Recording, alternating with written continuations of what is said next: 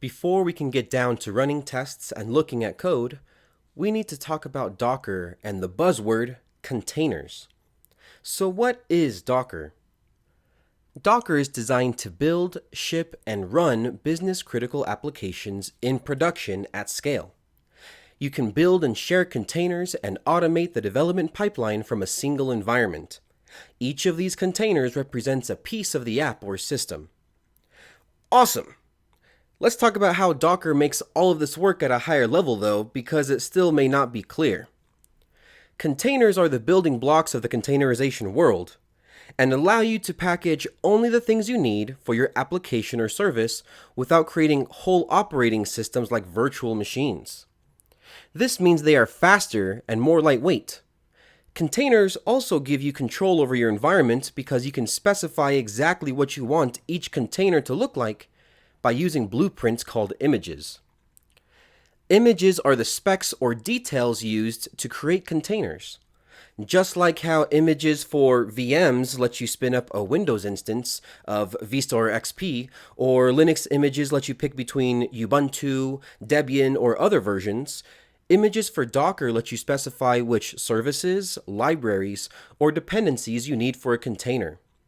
To make this even easier to understand, you can think of images as a very detailed shopping list.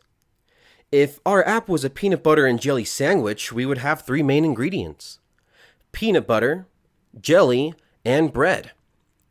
If we had to make this sandwich manually, it would be up to the author of this poetic, beautiful sandwich to decide where they get these ingredients and the brands and types they want. Because of this, it would be very easy for two authors to have drastically different sandwiches. I always get the wrong brand whenever my wife has me go out to the store to get something like tomato sauce or green beans. Images would solve this by having a very detailed specification for each of these ingredients. There would be no way for me to get the wrong brand or flavor if I knew exactly what to get before even leaving the house. That would make her very happy. If we look at the structure of this very simple web application, there are four pieces that make up our entire app: the database that stores our information, the API layer to communicate between the UI and the database, the front-end code that is the UI, and the web server to host the UI and APIs.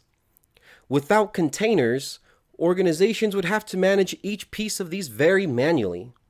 This is a super simple example for just one environment, but already we have to track things like which environment of the front-end code are we running on, which dependencies are required and what are their versions, networking the services so they are connected correctly, managing services as each one changes, and the list goes on. This is why companies struggle when trying to implement their own CI/CD, but I'm sure these issues may sound very familiar to you. Cue the sad music right now because, I imagine some of these will hit very close to home. Have you or a loved one ever been a victim of developers tripping over each other because they are sharing the same dev or QA environment? Developers are put into a queue because they must wait for developer A to be done with that test environment or instance of a service? How about the bugs you find are caused by the wrong version of a service or feature flag? Or the infamous, the bugs you find are expected because of your test environment?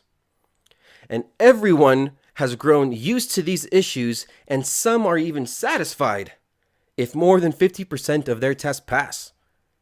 I wish I was joking, but these are very real scenarios for many people. I'm sure there are more issues, but these problems stem from the same thing. We do a poor job of controlling our environments, services, and our data because of how manual everything is. Docker and containers do a great job of solving this. Let's take a look at our simple web example again, but this time using containers. We want our web app's image to have the exact configuration we want. Our code is in React and TypeScript, let's say, but that code is managing its own dependencies. So really, all we need is to specify the exact version of our front end that we want to use. You'll see right next to user interface, it says image, and underneath that, we'll label it dev so other dev services can see and use it.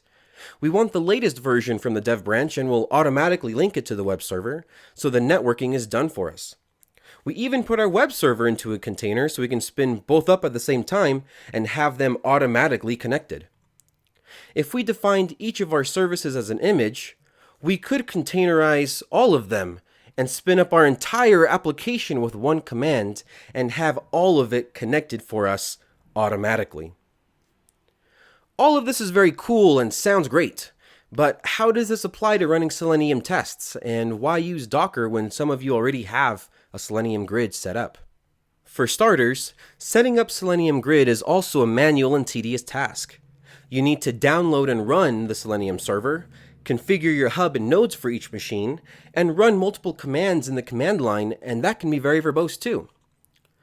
Other problems include not being able to easily manage versions of the grid or browsers, or it's hard to manage your hub and nodes because they get into bad states, and a lot of it has to be done, again, very manually.